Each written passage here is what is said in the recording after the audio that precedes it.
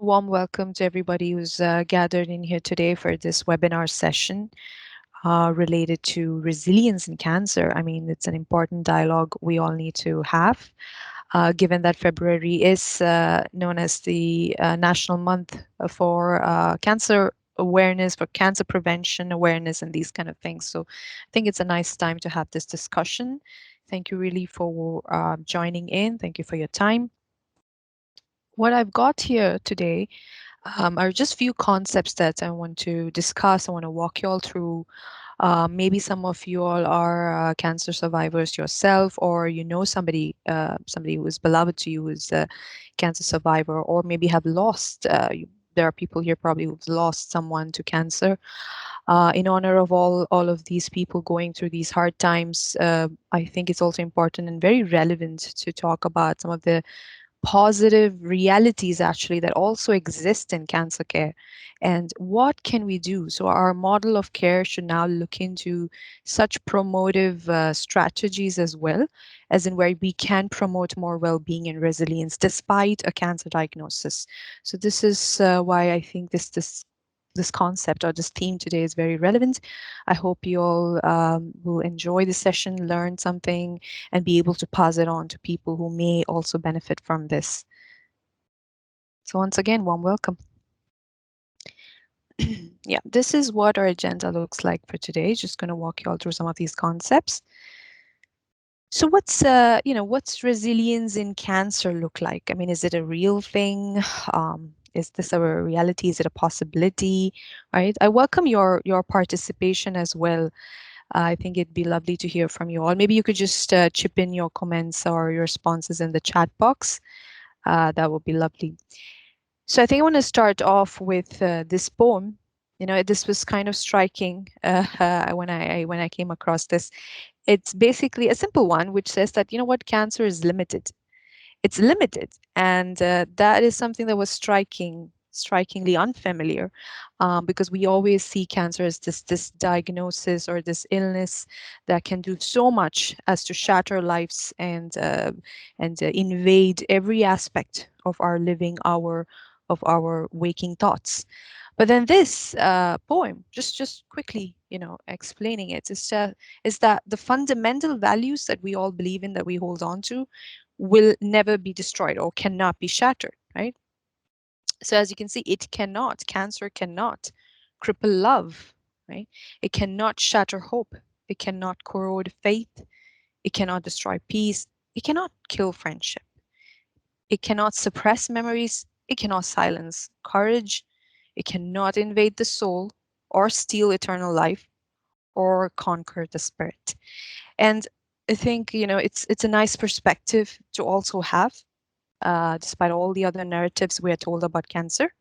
So I thought this would be a good starting point for us moving forward. Okay, yes, so cancer is life-threatening, right? It is traumatic. It may be terminal or non-terminal. Yes, without doubt, we know so much about this narrative, right? What about the other side, right? This is where we're trying to bring in a different perspective, a different dialogue. So cancer, like any kind of other threats that we may go through in our modern lives, is known to cause the typical stress response in our minds, in our body, right? It does manifest itself, not just physically, but yes, emotionally. You name it, right? In the body, in the spirit, when we talk about spirituality. So all of these, yes, high levels of tremendous stress that somebody experiences because of a cancer diagnosis. So that's true. And this image here is actually talking about the long-term effects of stress. Right? Something that I think people get wrong is that they think that cancer inherently in and of itself is is a chronic stressor. So that is where I say it's kind of wrong, because now we have a lot more research proving that it may not be also. Right? Yes, it's a stressor, but doesn't have to be a chronic stressor. Okay, so chronic meaning, very simply put, it means long-term stress. So yes, if someone has, I mean, yes, it does depend on the severity of the condition, of the kind of cancer diagnosis they have. Of course, it depends upon the kind of treatments, the kind of hospitalization, the relapse rate. So it does depend on a number of factors, that whether that this cancer, this diagnosis becomes a chronic stressor, as in a long-term stress or not. So only if it is a long-term stress do we now see that this is what puts our health at risk. Okay. Otherwise, I mean, if we can kind of engage more promotive, health promotive and health protective mechanisms through maybe the cancer care model, right? So now we know what the cancer care model looks like. I mean, you have the surgeries, you have radiation, you have even psychological, emotional support programs, right? Social support programs. So through all of this, we can kind of diminish the chronic effect of stress. So this is where I want to just bring in that understanding. It does not always have to be chronic levels, and it does not always have to put ultimately your prognosis or your, the betterment of your health at risk. Yeah, because of stress. And one more thing to add in here is that stress response, again, made very commonly known as the fight or flight response of the body, right, is actually essential. It's important. We need it. It's our survival mechanism. It's helping us survive threats. So when your brain perceives or sees a threat, right, as natural as it could be, like for example, cancer diagnosis, it needs to kind of engage in and gather up, accumulate all of the energy that your body needs to fight this stress. It's so it is important. It is essential. It has a lot of benefits to it. And if this is not working, then this is something we also need to consider as it's abnormal, right? So all of this is important, right, to understand that this is ultimately our survival mechanism. But then if it goes on for long term, as in the person has no coping mechanisms, it can turn a little nasty. One last thing to focus on is that there are a lot of fears, and this could contribute to that long-term effect. Fears of the unknown, right? I mean, what is this diagnosis? What does it look like? I mean, am I going to live or not, right? Fear of isolation. Very inherently, a cancer diagnosis does that, just brings in that sense of isolation. It's just one of the most, at least, isolating experiences that anyone can have, even though we have so many people around us to support. So many of these fears and these other factors that plays into as well when we talk about chronic forms of stress. Okay. Otherwise, like I say, you can disengage, you can induce better responses, you can cope with it, even if the body's natural response is that stress response we spoke about. Just a thought to reflect on. So, okay, I see that there's somebody who's asked me a question. I think what I'll also do is I'll get back to all of your questions. So feel free to put in your questions, your comments, whatever you want to share. And I will get to it by the end of the presentation. I think that's better, just for the flow of the presentation as well. Let's give it about 15 minutes, okay? By the end of my presentation, we keep Q&A. Okay. Right. So moving on. So like I said, yes, there's a lot of evidence that these events will lead to distress. Okay, we spoke about that already. You all saw it. But what about the fact that it also leads to positive life changes? There's growth in cancer. And I mean, again, more positive, emotional, well-being oriented growth. And this is something that people don't talk about because they think it's, it's all like Pollyannish, it's like, it's all that hyper good stuff that people talk about, but and that it's not true, but it is, right? So this is where I'm coming to. Yes, one thing is that, so a lot of cancer patients, right, a lot of different conditions, different severities, different prognosis, but almost all of them can get to resilience. Okay. I'm sure this is surprising, or this may seem quite unconvincing even, but the fact is that what research shows that they can get to resilience through multiple pathways. I mean, there's no one way that somebody may get to it, to resilience, right? So we'll talk about this, but there are multiple ways. There are direct ways, there are indirect ways, okay, that somebody can get to it. And we talk about those mechanisms. It's good for you all to know. Yeah, so like I was just saying, Yes, every journey looks different. Cancer care related journeys look very different. But however, there is more recognition now that positive growth, resilience, all of this is far more common than once believed, right? Okay. Another thing that we noticed is that, did you all know this? Okay, so cancer patients can even handle such extreme conditions, adversities, with minimal to no effect on their daily functioning. I mean, they may of course experience, yes, all of the side effects, like I said, yes, of the treatment, of stress and all of that. But overall, when you look at their functioning, they just go about, as normal as possible. They're able to return back to normalcy as soon as possible, right? This is also something very interesting. I would like to elaborate on this a bit. So I think there were a couple of months ago, I was contacted by somebody who knew somebody who was a cancer patient, right? And so just wanted to know how to handle this person, their care and things like that. And they said something like, but I don't think they need too much help because they seem to have returned to normalcy like really soon, like really, in a fast forward way. So I said, what do you mean by that? And they said that, almost like as if like nothing's happened. They're going for work, they are continuing their daily routine, with minimal interference. Only, yes, sometimes they have to go to the hospitals and then the routine looks different. But they just seem to be normal, going about things as normally as possible, as if no aspect of their life has been touched by this disease. And I was kind of struck by that. I think that's an important thing. I think that's the most important quality of resilience.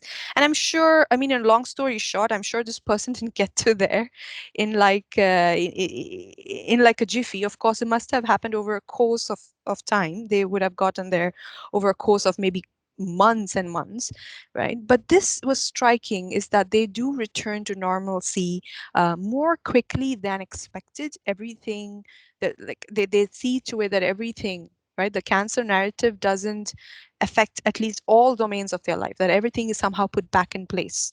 I mean, it's just having that sense of control over your life despite the diagnosis, right? So something about this also, I think we can elaborate these things further for the Q&A, maybe if any of you are interested to know further.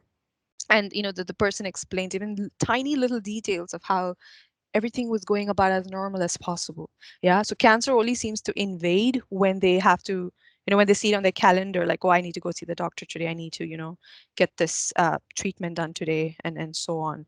And it was not like they're in denial. It's not like they were suppressing it, but they were just like, oh, there's no need to always be focused on this disease all of the time, right? I mean, I have other things also to attend to.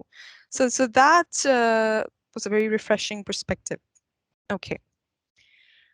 Moving on to, what is it? What is about these cancer patients, some of them being really highly resilient, or like I mentioned, we all can get to that point, right? Or let's say I mean, of course, hoping not, but if any of us will be diagnosed in the future, is that we do have a chance, equal, you all and me including, of course, we all have an equal chance to get to resilience, and that improves cancer care outcomes, their treatment outcome, right? It boosts it, in fact. Okay, so what is it then? What is about these people, or what is it about generally just all of us? One is personality factors or personal factors, as in what's your stress coping ability like, okay? When there's stress in life, how do you generally cope? How do you see yourself coping? Do you find yourself to kind of be a competent person, as in you can manage stressors? Then guaranteed that even something like cancer, you can still cope. Okay, so there are these individual personality oriented factors. This is what I was saying, that this is kind of like the direct pathway to get to resilience. Okay, now the indirect pathways to get to resilience is environmental factors. The biggest one, the most important one, is social support. So much of research literature that we have, that shows that the more the patient perceives social support, the better they fare in their recovery process, right? It's so highly tied up, these two. It's very interesting as well. We have again studies that show that people who have bad marriages, and I don't mean bad in the sense it's in completely in overall bad. I just mean maybe spouses who do not really know how to support the cancer patient, or really doesn't know, doesn't have much of an idea. There's maybe a lot of caregivers distress. We do see that then even treatment wise they fare poorly. Okay, so this is a huge factor. We can talk about this as well, elaborated further. So all of these, and of course, there is a combination of all of this. There's an interplay of all these factors, which can increase your chance or someone's chance to positively adapt to the cancer experience. Um, and I also want to, yes, stress on this particular image. I think it's important. We need to talk about the needs of cancer individuals. Most of the time, some of us at least are not fully aware of what the needs are. So we can't talk about resilience. I mean, we can't get to resilience without talking first and foremost about their needs, right? And it's a range of it, as you can see, it's a range of it. The most common ones that we may know is physical, right? These people, they're going through repeated processes of hospitalization or treatment procedures. There's nausea, the most common one. There's cancer fatigue, right? There is pain. So the most common ones that we know about. So what kind of relief can this individual receive, right? We need to address that.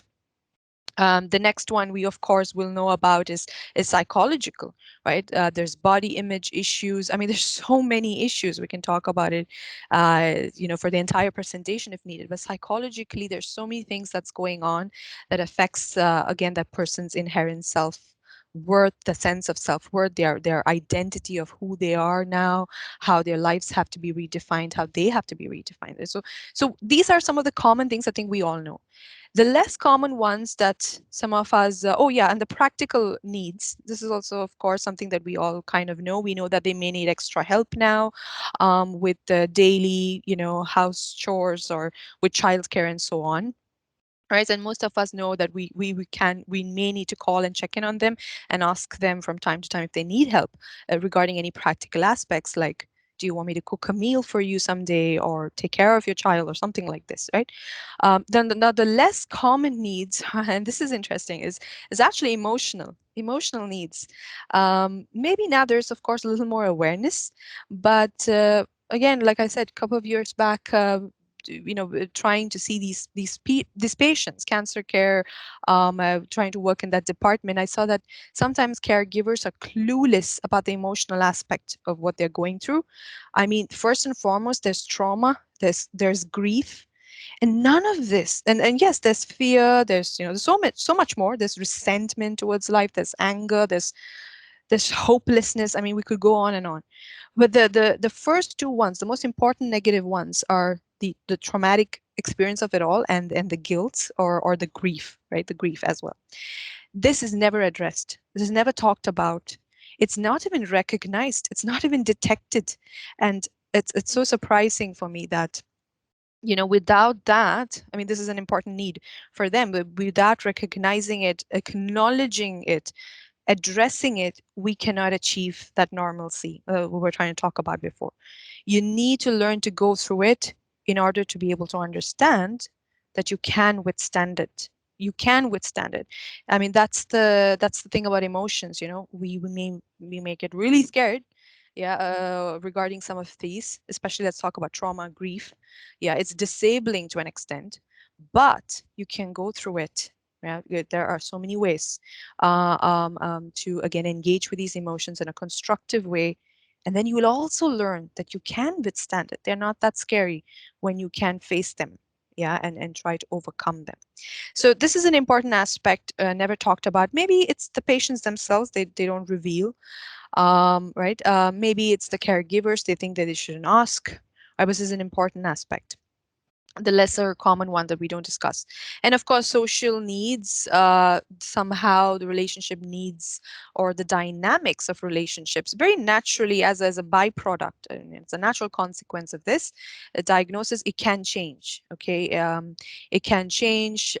Nobody knows how to sometimes even take forward a pleasant conversations. I mean, I remember people telling me, oh, are we allowed to tell a joke, like laugh? I mean, that's important, You need to. It regulates some of these negative emotions. Yeah. So people are confused about these things. Yeah. So some of these things, again, it's just lack of awareness, probably. Then the other one is, of course, spiritual. We can talk about this as well as long as we want. It's, how everything changes, the purpose of life, the meaning of life, everything changes to from that point moving forward after a diagnosis, right? There's a lot more suffering, and it's actually spiritual in nature, right? I think we can elaborate that, and maybe for the Q&A. Yes.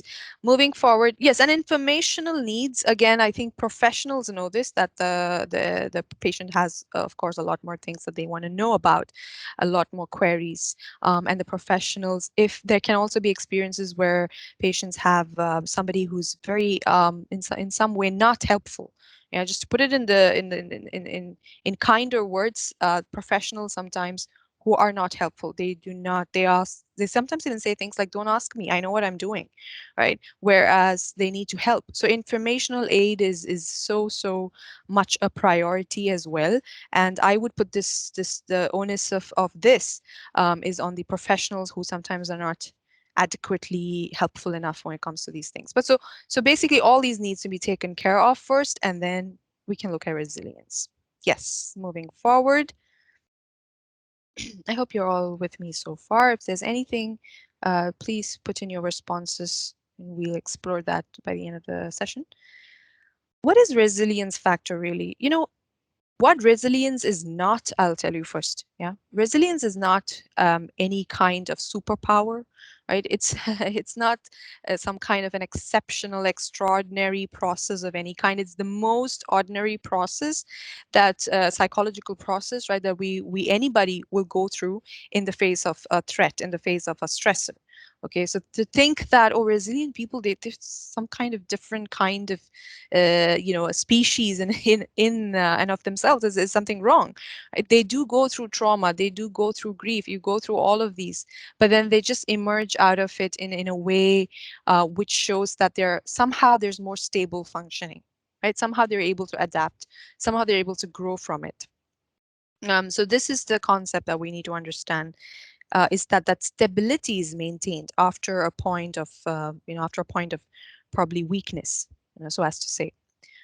Let's talk about more about resilience, how you can get to it, right? Many pathways, we spoke about this just now.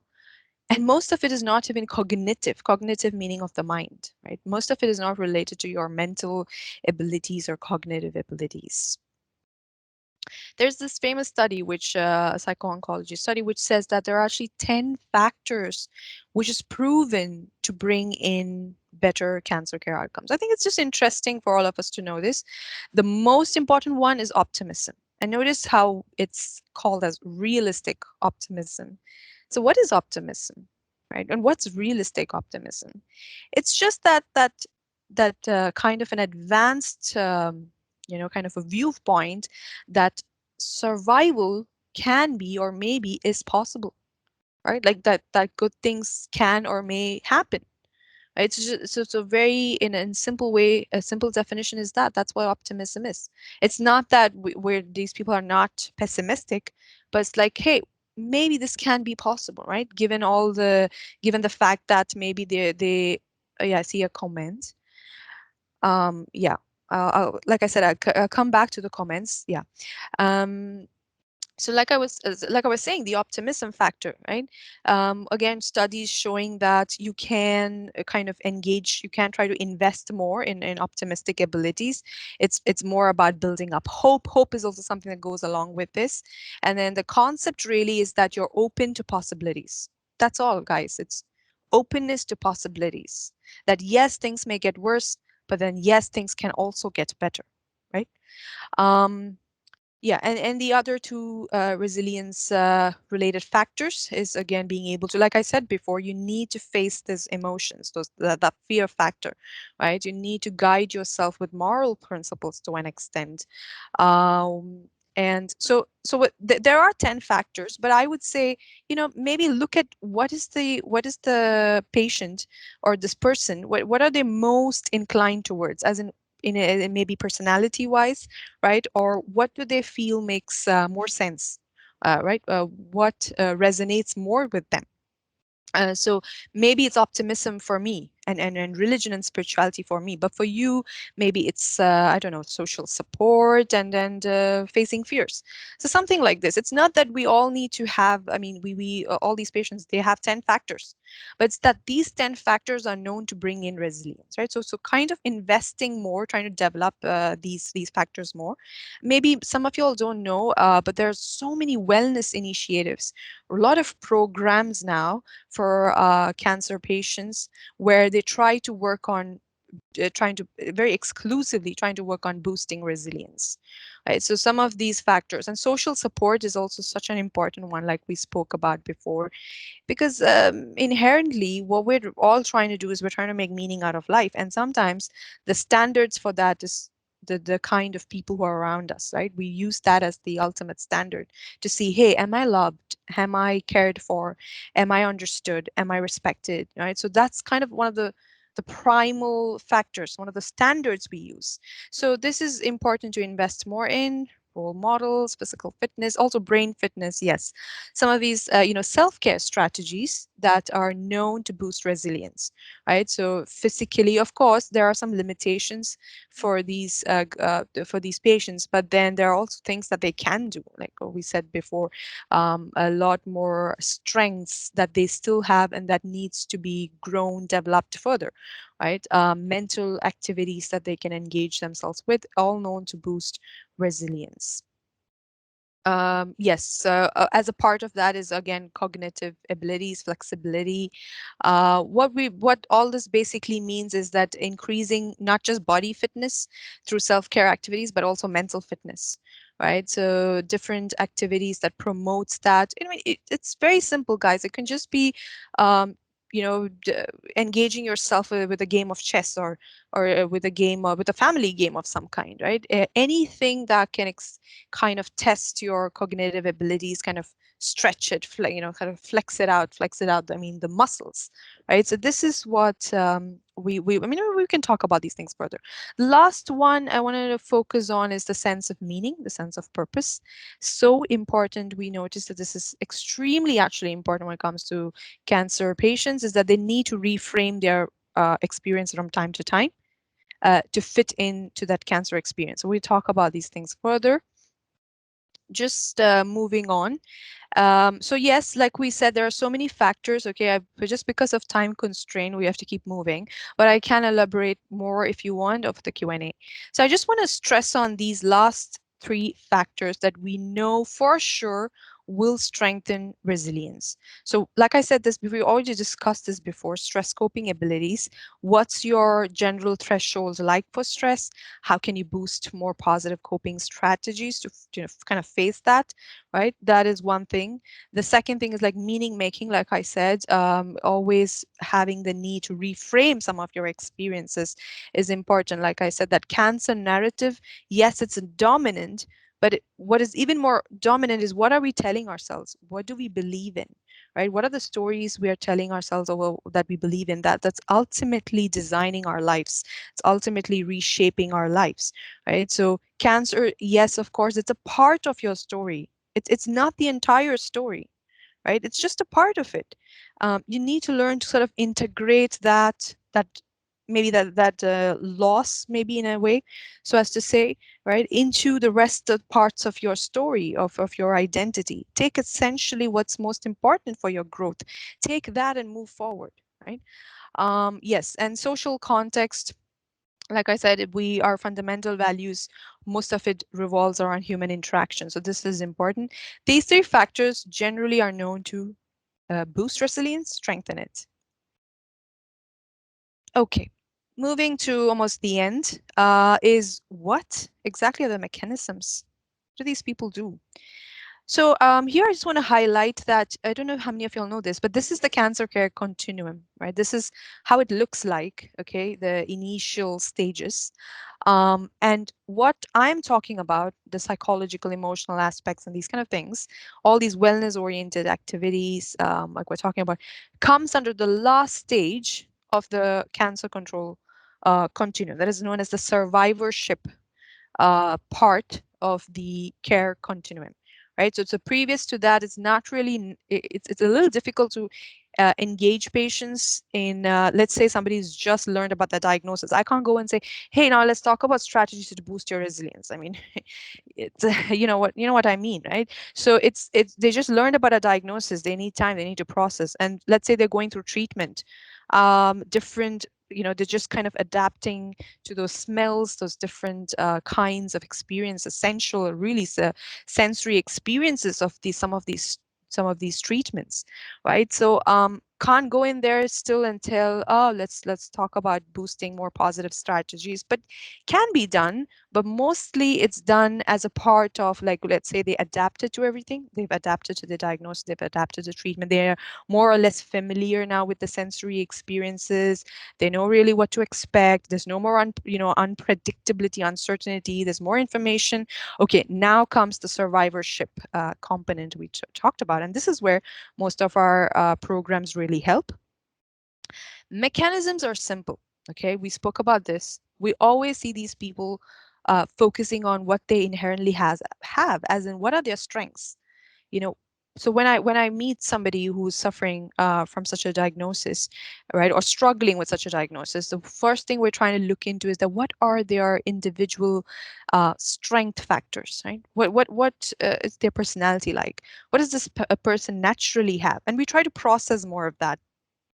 So one of the things we use is mindfulness. There's a one exercise that we generally use is mindfulness, is again helping them to come into more terms of non-judgmentality and a kind of acceptance of what's going on. The only way to move forward is in fact that way. Right. This is the way. I mean, moving forward. It's very paradoxical, I know, but that is the way moving forward. It's through acceptance. Okay, so that's one thing. The next thing we usually look into is the family factor, the a kind of so-called social factors as well, but most importantly, caregiver factor. Who is the one providing care for them? Who are they there all the time? Are they available? Do they really know what to do? Right? Is there more open communication between this person and the caregiver? Right. So these are some of the coping strategies. And okay, then if I feel like there's some kind of scarcity there, then this is something that I need to work on, right, to boost positive coping mechanisms, so as to say. The last one we see is, again, community factor. So I might feel like I think this person might benefit from a support group of some kind. There's no shame in sharing humanity, right? In sharing experiences related to our inherent sense of humanity. So some of these vulnerabilities, some of these extreme experiences, they can experience again a different perspective. It boosts their morale, and so many again psychological, very positive psychological experiences that happens from having a very supportive community group or sort of a social group. And also healthcare professionals need to also be trained. This is also something we help in, is to help the doctors or the nurses or whoever is on their team, on their treatment team, to help them understand what is exclusively what matters to this patient and how to kind of take these things forward. Right. That brings us to the last part, is growth in adversity. Have any of y'all heard about this? Sure, maybe you all already know about it. Maybe heard about it, here and there. Maybe you know something about it. But basically, the concept is that yes, trauma happens. Yes, after that, destruction happens. But then also after that, growth happens. In a very simple way to put it, is that yes, I mean, we can go through the worst of adversities, but we can grow from it. There can be positive life changes from or post a stressful event. In the case of cancer as well, we see this. It is also known as PTG, post-traumatic growth. It basically, the fundamental factor here is that the threat needs to be big, right? I mean, the threat needs to be big enough for growth to happen. So what I mean is, like, suppose you fail an examination, you're not going to have any growth out of it other than probably academically, or right, or in particular related to that domain. you're going to probably grow. But what we're talking about is a more enhanced version of you, right? A more enhanced version of everything about you. As you can see, there are these five key factors, right? There's better appreciation for life. I mean, a cancer diagnosis is huge, right? It's a huge stressor, it's a huge threat. So this is actually capable of bringing in PTG, is what we know from research. And why? Because I think everything just is put in perspective, right? I mean, the appreciation for life, I think it's a natural consequence, because now you don't know whether you have so many number of living years left, right? So gratitude, sense of appreciation is something that will happen over time, guys. I mean, some things, these things we need to also talk about realistically happens over time, right? So again, why? Because something like cancer, it just helps put many of the trivial matters of life, it just helps put all of that into perspective. Another thing we see is spiritual change. I don't think I need to explain that more, right? Spirituality is more about where you feel like you're part of something larger and bigger than than yourself, right? Than your life. It's like maybe it's a mission, right? Maybe you feel a part of you feel like you own a part of a particular mission to some extent, or you feel like there's God, right? And you belong to that entity in some way, so different things, or you have a larger than life purpose. So spirituality can be expressed in many of these different ways, and people experiencing changes in that. Personal strengths are discovered, right? Like we just spoke about. They learn more about themselves when they're able to withstand most of these things, right? So through cancer care, over time, over course, they learn that I can take in the ninth episode of that injection or that surgical procedure. I can take it, and then so when they live through all this, they begin to discover parts and pieces of themselves that they probably never knew existed, right? It's also empowering in a way. Um, of course we can debate about this, but it is empowering. These people later on become able to even self-administer certain procedures, certain medical procedures, and it increases the sense of competency, even the personal, I mean, the personal sense of competency. So yes, they discover strengths that they never knew existed, discovery of other possibilities, right? Again, this is where they are growing from struggles, right? We always talk about inspirational people, right? Maybe working in this field of oncology, psycho-oncology, for example, or patients, right? Cancer care patients who have been through so much and then emerge out as to be some kind of a divine a role model, or some kind of an inspirational role model. I have so many people I can name now, because and I'm sure you all know. So there is something that's almost impossible that emerges out of this entire mess of a cancer diagnosis. And finally, enhanced relationships. Um, Again, why? Because I think ultimately, in a way, what happens to relationships is that I don't know. Just from my experience at least, is that it kind of deepens the connection. It's not artificial, you know. I mean, it's not just all on the surface, like, hey, how are you? Oh, I'm good. Oh, okay. And then carry on with your day. No, it grows more deep. Yeah. So I think it's something to do with more authenticity, and something to do with that. So it is possible, guys. That's the entire key point here, is that it is possible. And lastly, I want you all to reflect on children who have to go through debilitating kind of cancer conditions. And have you noticed most child survivors are actually, or they do end up thriving in life, right? I know so many from my practice, and I was always, again, striking. How do kids do that? They're the most, they are the most vulnerable out of the lot. Yet they're able to thrive. And of course, again, like I said, it always depends on the kind of treatment they receive, the support, the diagnosis. But I think overall, like we need to focus on this, the child, the child in cancer, and how PTG is possible for them, is because, like we spoke about before, is that there's more of an acceptance of what's going on. right?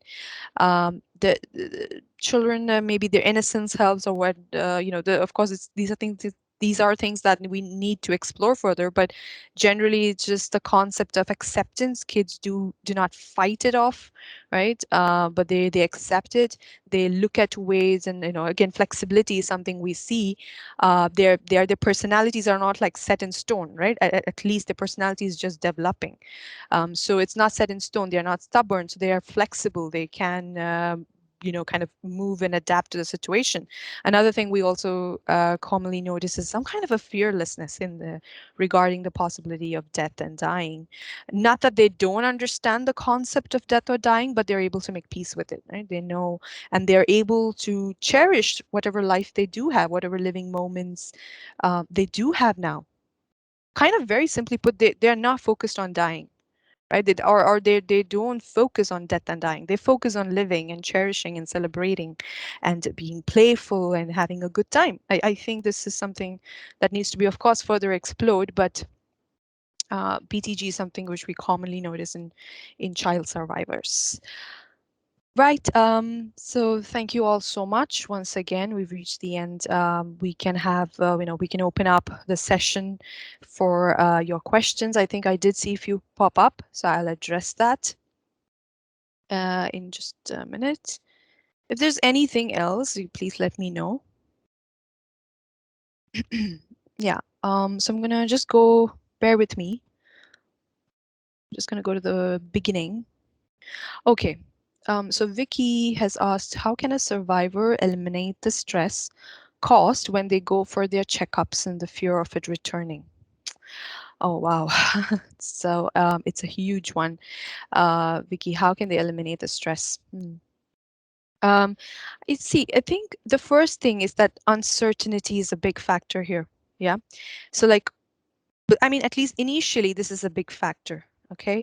When they go in for these treatments and they don't know, oh my God, what is my mind and body going to be put through, right? What am I going to go through? What is this experience like? And they would have heard so many things from other people, like, oh no, this is nauseating. It induces some kind of a, negative sensory experience, and so on, right? So kind of, I think here, the person can be helped in having more of familiarity, some kind of a certainty as to what to expect when you go in for your checkups, when you have to, go and see the doctor for your treatments. What is the relapse rate like? What do you need to focus on? What are some of the strategies, like as in preventive, right? That can help you in the time being. So I think more of an informational support, of course, is more important here. So the more they know what they can expect, we notice that there's less stress. And trust me, I don't mean it like when, they know everything. I just mean like generally when they have an idea that, okay, this is what they're going to do. This is what the treatment is like. This is my chance. Somehow that knowledge is empowering rather than that unpredictability and uncertainty of the situation. Something I've noticed. I hope that helps. Um, I hope I I hope I addressed that question in a fair way. Moving on, there may be a person. Okay, there. Sorry. Yeah, this is by Clint. There may be a person suffering with cancer is very good at hiding their feelings when going through cancer. Yeah. How can I reach out to this person that I could understand how they feel and perhaps be able to support in a better way?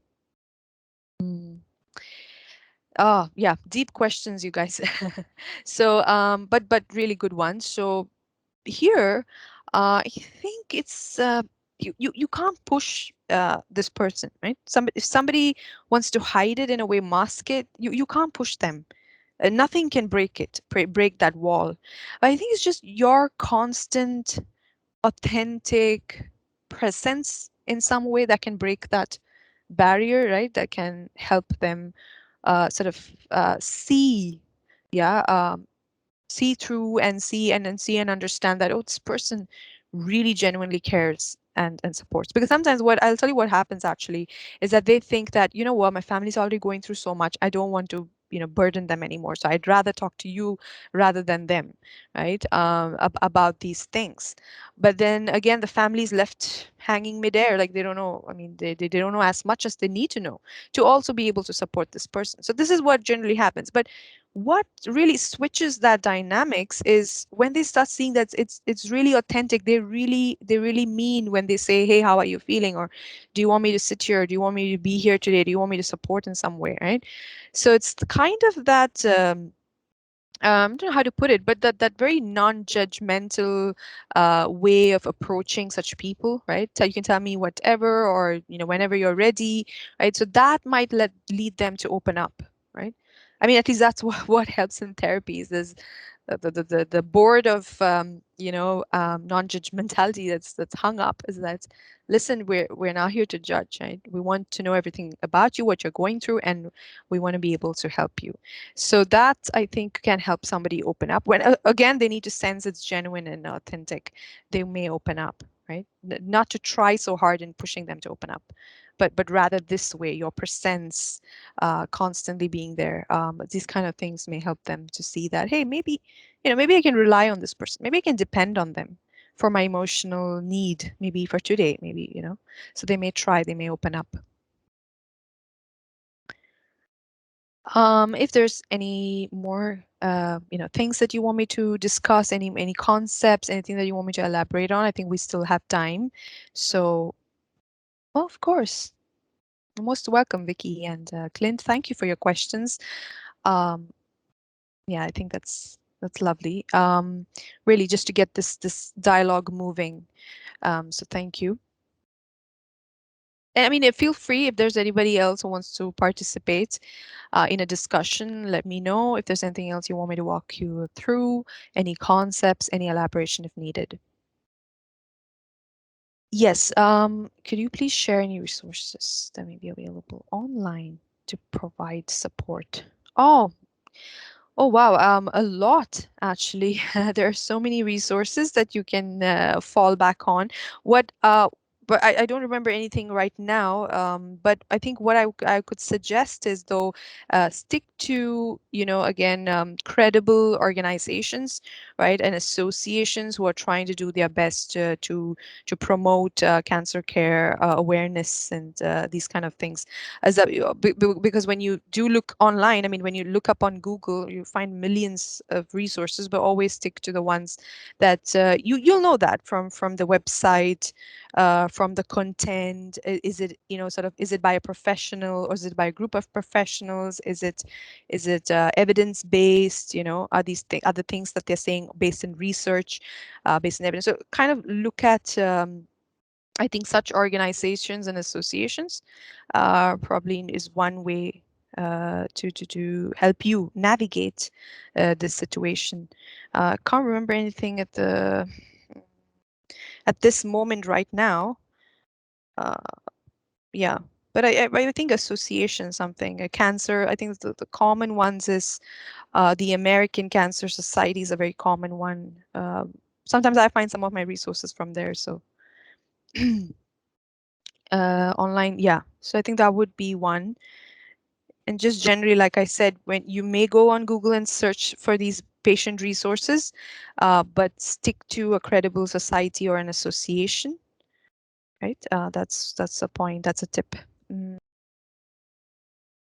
Also, you can one more suggestion is you can also look locally, right? Like kind of like in nationally in your area, and so on. What are the organizations trying to offer support regarding cancer treatments? Kind of look into local national agencies.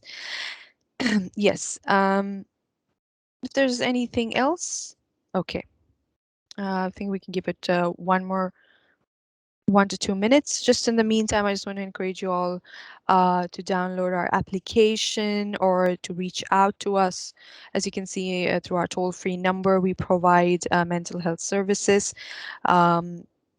If there is anyone among you who suspects that there's somebody you may know, or you may not know directly, right, or in an indirect way, but you suspect that there could be some mental health struggle or challenge, do let them know about our services as well. Or if you personally want to reach out to us, do try out our services. It's all done in a confidential space, in a confidential and a safe space. So this is all protected. So just wanting to let you know about that as well. Yes. I see there's nothing else. So just about to close the session then. Thank you so much. Again, once again, for your active participation. Really means a lot when people come up and sign up and register for these things. It's because it's all about moving these conversations ahead. Moving the dialogue ahead. We need to keep it moving. Um, and from time to time at least to honor these topics. I think it's important. Thank you so much once again, everyone, and wishing you a nice day ahead.